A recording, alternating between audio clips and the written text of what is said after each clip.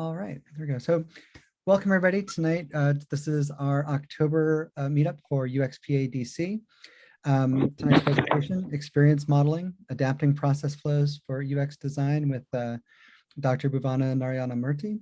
Very, very excited for this. I know you just presented at UXPA International too. So thank you, so much for doing this for us tonight. Let me, before we get started, let me, first up, we do want to recognize that, whether our events are in person or online, we do have our events on lands that were previously inhabited by others, and we always want to take a moment to acknowledge that. So for tonight's announcements, we'll talk a little bit about, UXPA DC. So, we're getting up on the end of the year here. As always, we want to thank our sponsor, Media Barn, for helping to make tonight's event and others possible.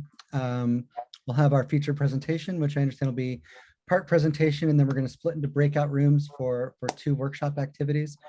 I think if what we usually do is we keep an eye on the chat for anything like questions or things like that, and we'll Lauren Enberg, who's also joining me here tonight to help organize. We'll be keeping an eye on the chat. We'll be moderating. If there's any questions or anything that comes up along the way, just message one of us, and we'll be responsive. Yeah, and then with that, so we do have our previous event up on the UXPA DC YouTube channel. I'll share the link to the slide deck in the chat here in just a second. But we are very much trying to get to 100 subscribers on YouTube. But, you would think that would be a lot easier, and we're finding that to be challenging. But, one of the things we've tried to do to start to add, value on that channel is to get that to start getting our events, recorded up online there. Also, join us on DCUX Slack. That is, the #1 place where we organize and communicate with each other. And we're looking for more organizers. So, the current board of UXPA DC, we are the local chapter of UXPA International. This chapter has been around for about 20 years. I think we actually have a whole history of the chapter that, kind of going back, we generally hold monthly events like this one. We're looking forward to at some point getting back to in person, hopefully next year, probably not this year. But then we also have in the past put together, pretty good sized regional conferences, with the most recent one being DCUX back in 2019, which if anybody in the call was there, was one of the last big in-person events we did in downtown DC. So highly recommended as a way if you're looking to get more involved with the local UX community. I started working with UXPA DC, I guess when I first transitioned into UX about, I guess about 8 years ago, and found it to be a really supportive community. But highly recommended if you're interested in getting more involved with actually organizing or being involved with the board next year. Please reach out to me. I'd love to talk to you and answer any questions you have about it.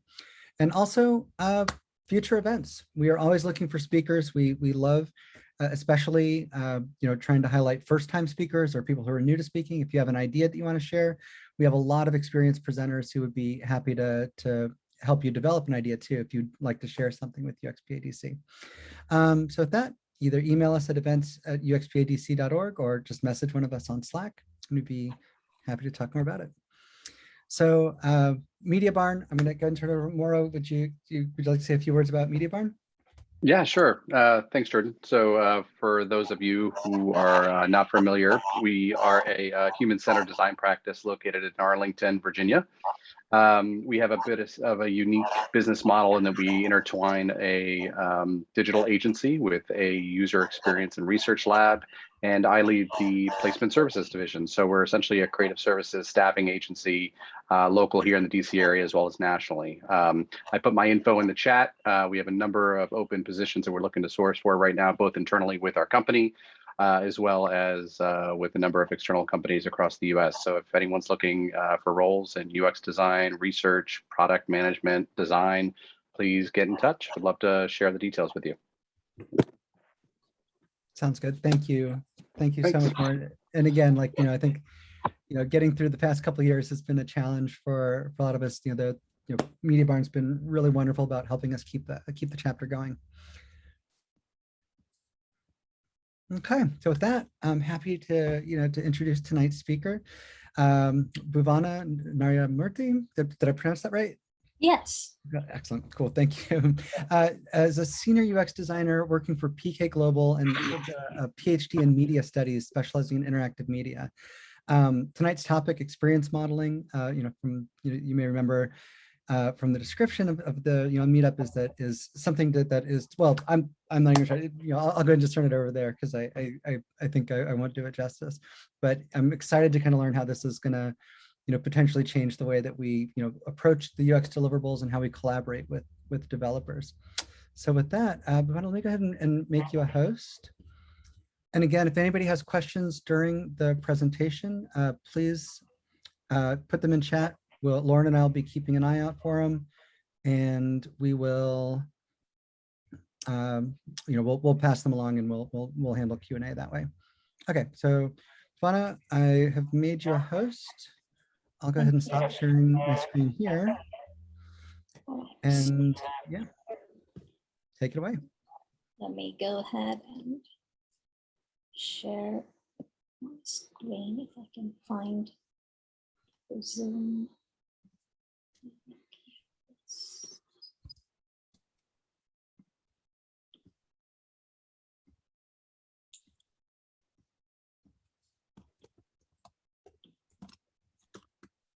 So you should be able to see my screen. Can you all? Yes. All right, awesome. Hello, everybody, and welcome to this talk. Thank you for coming to hear me today. I intend for this to be a skills workshop, so I want to ideally keep the talking time to about 20 minutes or so, and then make room for questions and interactions and things that sort. So, there's no hard and fast rule that you should finish the exercise within the allocated time. If you can, just do the best you can, because it might be a packed a session, and it's the end of the day, it's the middle of the week, end of the day, and I don't mean for people to sweat it. So I want to very briefly introduce to you what I mean by experience modeling.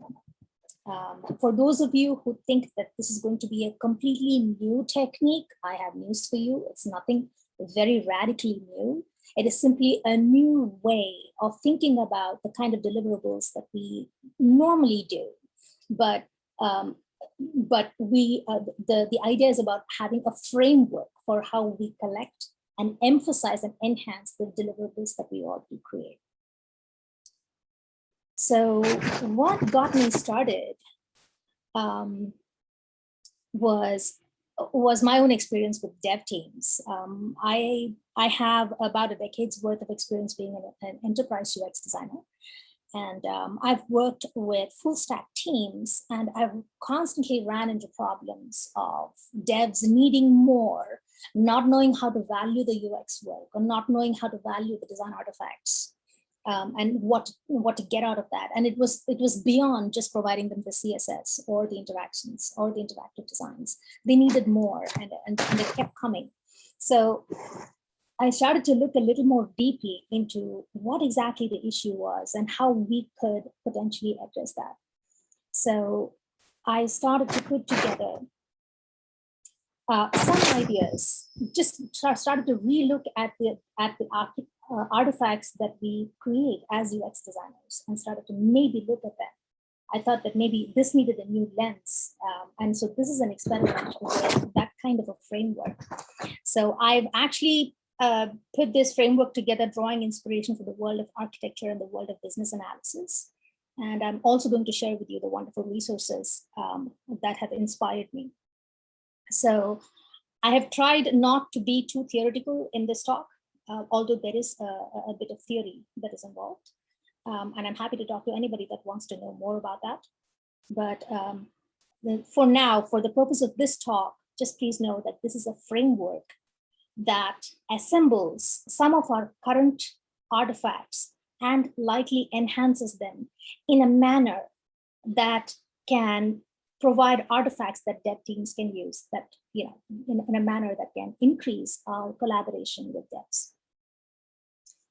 I'm basically drawing this framework from Don Norman's systems thinking. I believe that this is an idea that hasn't gotten its due in the world of user experience. We all know design thinking to be the big idea that energizes exploration and discovery, and it's got the term design thinking has got a certain kind of coolness and sassiness about it that is not quite captured by several other competing and equally important concepts in the world of user experience. One such undervalued idea to me is systems thinking. Why do I say that? Because I believe it provides a way for us to think about the entire system as a whole. And as UX designers, we would be limiting ourselves if we thought that what we did applied only to the front end. I believe many experienced people on the team might have had a similar experience. So this is Don Norman's idea of systems thinking. And the theoretical aspect of that, and we'll touch on that very, very briefly, is that this idea basically says that systems thinking involves modular, integrated, and parallel experiences that are a synergy that is more than the sum of its parts when you put it all together. So each module can be developed in parallel and iteratively, which is kind of what agile cycles do. You may be interested to know that this idea I pulled this particular idea from a 2018 Don Norman piece. And we all know that agile ways of doing was pretty much entrenched by that point. So the reason I even bring up these characteristics is that the method I've developed, the framework I've developed, meets all of this criteria. It is modular, synergistic, integrated, parallel, and can be developed iteratively. So what is experience modeling? A very lightweight definition. It is a step-by-step flow of end-to-end processes. And we use UX research and best practices to create it. There are two steps that I identify for experience modeling. One is parallel experiences, the other is linear experiences. Parallel experiences have everything to do with the world of user experience designers. And linear experiences is where we start to get out of our comfort zone and reach out to the devs. So what are parallel experiences? Parallel experiences are about solutioning for the entire persona. And I don't mean just AI-based recommendations or specific roles and permissions related type of personalizations. I mean the end-to-end experience for an entire persona. So this could involve emphasizing different parts of the content and interaction combinations, or something more. Maybe there are personas that require completely new combinations of content and interactions. If that is the case for a specific product that you're developing, so be it. So basically it highlights or it brings to the fore the fact that you are solutioning for an entire persona, not simply for the purpose of recommending or for the purpose of roles and permissions. Personas, solutioning for the entire persona should never be an add-on, which is, at least in my experience, often the case. We start off with an MVP, and then we start to think about, oh no, what about this other persona? What about this other persona? And then it starts to grow from there. And I'm arguing that we probably need to think about those personas or the likely existence of those personas at the information architecture level before even we do the MVP. The MVP could be only for a single persona, but we need to think through the possibilities of scaling even at the architecture level. So my inspiration comes from the world of architecture. There's a concept called experience schematics, and there's a wonderful architect called Frischberg who has written about the idea of how he draws different kinds of models to design a physical space. He talks about the breakfast experience, and he talks about a persona that likely emphasizes the cleanup experience while making coffee and breakfast, and I would like to read the newspaper in the kitchen, as opposed to another person that likes to not have to deal with the cleanup while reading the newspaper and wants to sit on the couch while reading the newspaper. So that's a different persona, where the coffee drinking experience is experienced in the living room versus the first persona, which may experience that experience in the kitchen. So these are the different spaces that he argues around which those two personas experience their homes and their living experiences. So I was actually inspired by that. And I'm like, I wonder if we can think about our personas in a similar manner. So I started to play around with some examples, and I came up with this idea for an example for a calendaring app, and thought about what it might be like if, let's say, we had a lightweight user, a moderate user, and a heavy user of a calendaring app. What might those parallel experiences look like? And here's what I came up with. So the lightweight user likely needs to check the app, maybe once a day to just check the schedule. Potentially the home screen could look like that, emphasizing the daily view or the today view. The moderate user might likely need to see the week's schedule and references it more than the lightweight user, obviously. So maybe a weekly view could be a potential home screen. And a heavy user of the app might likely need to see the entire task list.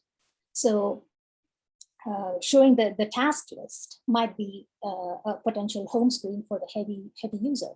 So all of these three paths are valid and contribute to the experience of the product as a whole. So that's the idea that I want to convey, that these paths exist in parallel. They do not compete with each other, and they complement, they complete the experience of a product. So that's why they are called parallel experiences. What did I do here? Okay. So I know that I talked about a workshop. So when we get to the workshop bit, there's an exercise that I have for you. And the exercise asks you to design prototypes for a couple of different personas. And the thing that you need to keep in mind for that exercise is that you are designing for an entire persona. It's only a single screen for the purpose of this exercise. But when in an actual product, we all know that it is going to be, entire process flow. And so, just make some assumptions with regard to how you want to personalize the screens for the couple of personas that you will be working with. But these are all ideas to think about when you're actually doing the work. How will the persona-specific screens be accessed? Will it be through a login? Will it be through browser settings? Or is there going to be something else that's going on? Linear experiences. This is when we take our work as designers and begin to create artifacts that will help us communicate with the dev team. We know some of this already. Process flows, and the world of business analysis is a huge inspiration for us. But the world of business analysis has very specific UML-based diagrams, UML diagrams that require conventions, and it's a language that is shared by software developers and business analysts. And so it's a very well-developed field. But the flip side is that there are conventions that you will have to learn. But then again, the good news is that there are lightweight process flow diagrams that do not require you to learn all of these conventions. We know how to draw boxes and arrows, and we can add swim lanes and call it a process flow. And that still makes sense to the developers. A lot more sense than interactive prototypes, in my experience. If you have other experiences that you would like to share with me, that would be awesome. I'm looking to improve this idea and kind of give it a little bit more substance, because I do think that we as systems, as UX designers, need to have an element of systems thinking in the way we produce our deliverables. One of the inspirations for this piece of experience modeling is someone called Ryan Singer. If you've not read his piece in Signal versus Noise, please do. Somehow, I guess a link to this presentation will be shared. So all the links are there in this presentation. So you can see that Ryan has done some lightweight modeling, and this looks like he was trying to make sense for himself. Although in the world of user experience, this was done in 2009, which is pretty early in terms of UX as a profession, as an established profession. I'm sure versions of UX existed much before, and I'm not getting into the nitty-gritties of that. I'm simply highlighting the fact that coming up with ideas like this in 2009 was pretty pioneering, I would say. However, when you take an artifact like this and sit at the table with developers and business analysts, you will likely encounter the question, so how is this different from the process flows that the BA is giving? And why is it that your process flow does not have the other bells and whistles that a BA's diagram would have? So that is, typically the type of questions that we would encounter if we create something that is less than what has already been established. So you have another designer called Holland, who again advocated something like this, but you will very quickly see that this has very strong overlaps with UML diagramming. Shout out to Sumar Sanu, Brittany. So Brittany talks about breaking up huge diagrams into digestible visual. She calls these visual mapping, but she's essentially talking about process flows. So these are all ideas that have already existed. The reason I'm even bringing that up is to show a couple of things. One is I want to give credit to the designers that have presented these ideas, who have thought about these things. I believe when we acknowledge the work that has already been done, we do two things. We give credit. We understand what is the space that is available for innovation. We don't want to be repeating the same things over and over again. We recognize what has been done, give them credit, and then record what is new. As a field, when we are writing about things, I think that we can, there's a lot of room for improvement in terms of how we record innovation. This is one approach. A huge shout out to Peter Hornby. This is a UK-based UX designer who has actually written a lot about, he's made very plain statements about UXers needing to adopt UML diagramming and language for better, relations with devs. And those ideas were as early as 2010. So this is not new. So this idea is not new. The fact that these ideas have not percolated into our day-to-day practice shows that there is a lot of gap in the way we digest materials. And it would be interesting if someone would do a study on how some ideas gain currency in the world of user experience and others fall away. These are all very valid and very good ideas, and somehow they have not been quite mainstream. And I'll show you how useful they can be. So how can we use these ideas? How can we use linear experiences to, I just realized I'm not doing full screen. I've not done the play, but I can't access it because there is the Zoom ribbon that hides my controls. So if everybody can see this, I'm happy to just let it stay the way it is. You can also move that ribbon around. It moves pretty easily. Okay, and I'm able to zoom in. So can I move the ribbon around? That's the reason. Okay, it's a bit tough, so I'm going to leave it alone. So this is a generic experience. In a calendaring app, what does the add function look like? When you click on the nav bar plus button, what do you get? You get an action sheet that's open, but then somehow automatically it happens in the back end. Your linear experience modeling can be as lightweight as this. You can just have something like an interface and a backend This backend could be multiple layers that you don't know about. But when you go to the table with a diagram like this, you will open up the conversation with the devs who will then tell you that, no, we have some 2 or 3 servers. And this information goes through so many levels and layers and gets validated in wherever, whatever places, and security and this and that, the other. You will get a lot of information once you go to the table with something very lightweight like this. So what is the event listener? You can capture it in very, very everyday terms. There is an event listener, which allows an action sheet to open. Then you are able to add an event. And then you get into the native add screen. And then you have, if then. And if a very simple if then analysis.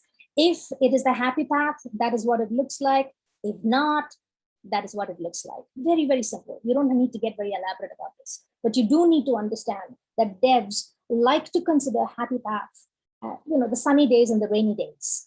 When we are giving them prototypes, often what happens is when we give design prototypes, it is just about the happy path. It is only the sunny days. It is only when it goes to implementation, QA comes back with saying, hey, we need to handle this other scenario. We need to handle this other scenario. And then all of a sudden you have only 24 hours to create alternative flows that require thinking through, and you don't have the time at that point.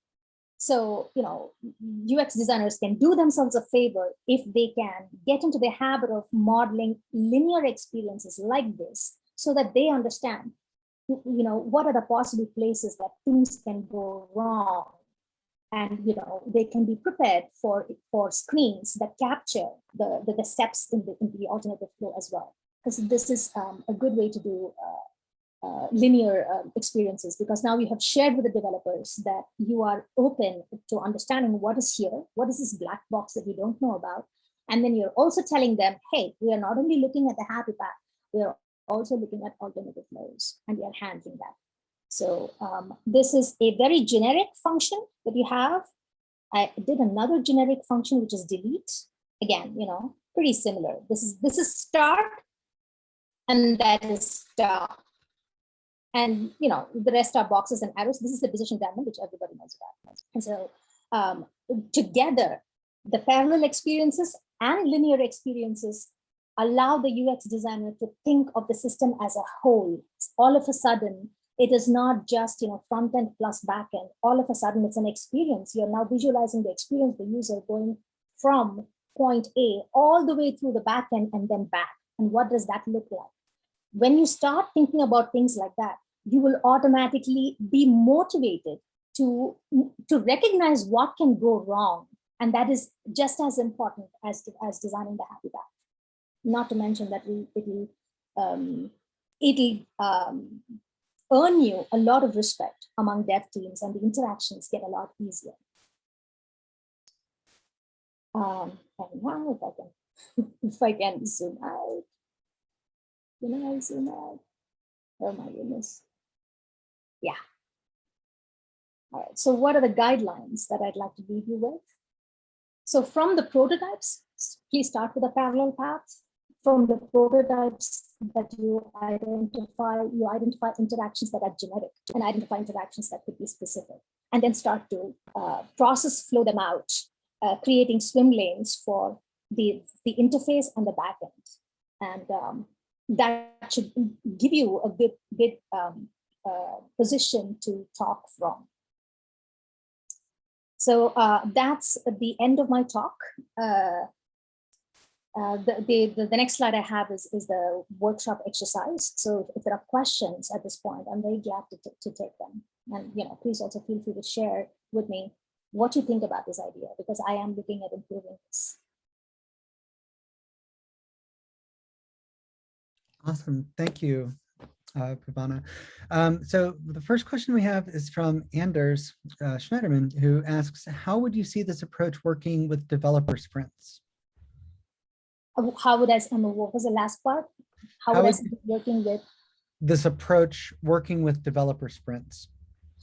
Yes, great question. So there is some part of the architecting that needs to happen up front, right? When you're doing the exploration, right? When you're doing some of the persona work, I would recommend doing a very lightweight version of just the kind of diagrams I showed you, just the interface and the backend, very lightweight kind of diagrams. This will start to get more, it will start to develop more, and you can put more details in as you get closer to each sprint. In a sprint, probably they will handle only add and delete. Maybe in the following couple of sprints, they will take up the edit functionality. So you probably don't need the diagram for the edit until much later.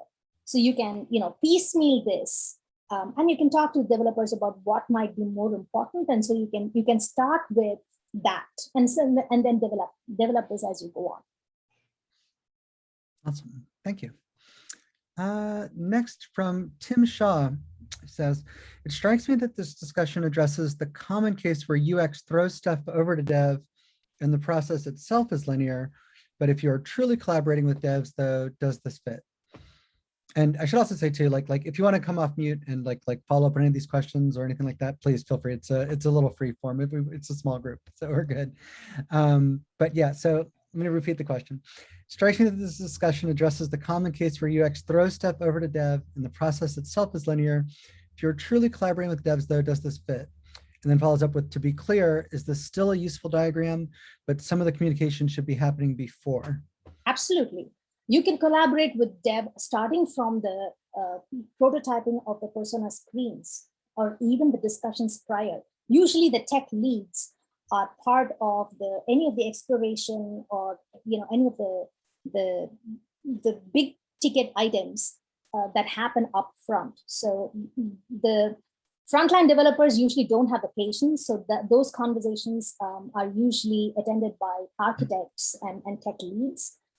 And from that stage onwards, you can start to collaborate with the devs on, hey, do you think this is a good idea? Or do you think we could do this differently? And that's a great conversation starter. So yeah, it ties in very neatly with what we have understood to be tech feasibility. I'm saying tech feasibility does not have to be just about talking about a finished prototype. It can happen right at the discussion at the prototyping level.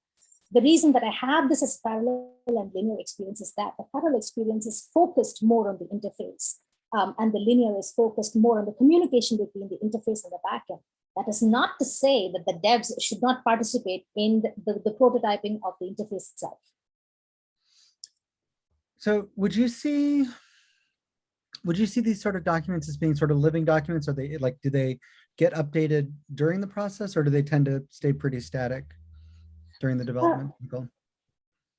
It depends on what piece you're handling and at what level. Some of it is enduring and some of it is short-lived. It really depends on the piece that you're working on. For example, if you're doing work on persona research, some of that has to be front, you have to do that up front. You can't do that in the middle of a sprint and in the middle of implementation. Some of our work is constructed. The nature of the work is that, architecture work is architecture work. You cannot do it in the middle of the product development. You have to do it up front. So persona research is going to inform the product development, so it has to be done up front. So what needs to be done up front needs to be done up front. The prototyping can happen at any stage. It can happen at the most high, the highest levels, or it can happen at the very, very smaller, sprint level. So it depends on the situation. Thank you. Another question from Charlotte. Linear flows, in your opinion, works better because it allows for more iteration and clarity for devs compared to a typical user flow? Yes, and the reason is that think of linear experiences process flows as an expansion of the service design blueprint.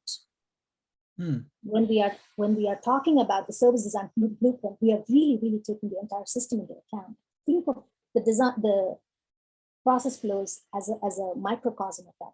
And now you're just looking at this one flow and expanding all of the details. And the reason that we do that is for our own sanity. We want to be able to address alternate flows and the ability for the interface to handle all of the UI elements that we're putting on it.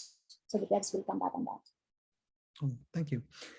From Nathan, we have a question. In addition to creating visual documentation via diagrams, sometimes I find myself he finds himself relying on Excel sheets to write functionality relating to things like status changes that can have multiple specific triggers. In your opinion, is there a place for this, or should someone push themselves to see if they can relate the information in a visual manner, like a diagram? I'm not advocating one artifact over another, although I would say that whatever artifact you choose, try to keep everything in one place and not try to go between artifacts. That can be hard to process. But sometimes a spreadsheet actually, does a much better job than something like this. And if that's the case in your specific situation, go for it. If that's what your dev team is comfortable with, go for it. Just in your mind, know that you're designing from a holistic standpoint, from a system as a whole, and that you're incorporating these experiences along with the drill downs, and however that works out for your team should work out. I'm much more of an advocate of the thinking and the process rather than the actual artifact. Awesome. Thank you. Any final questions before we move into the workshop portion?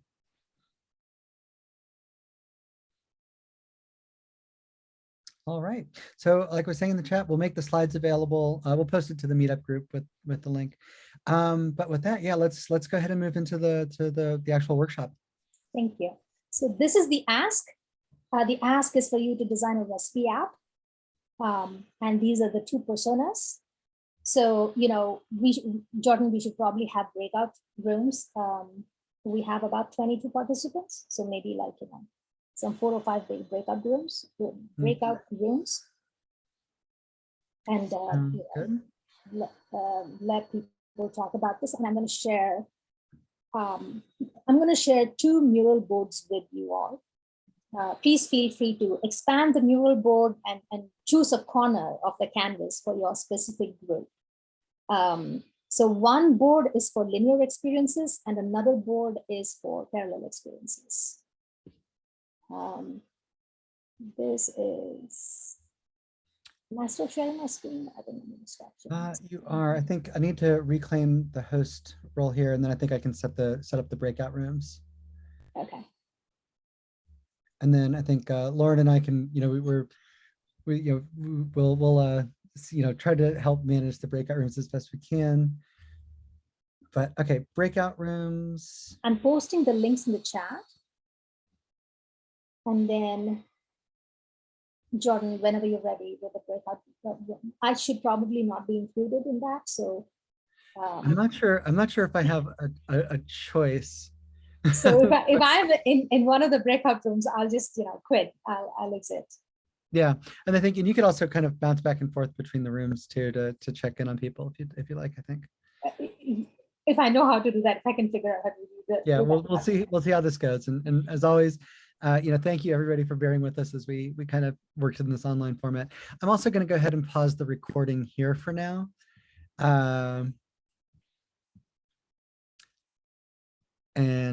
So yeah, thank you for everybody who's tuning in. And so with that, we'll move into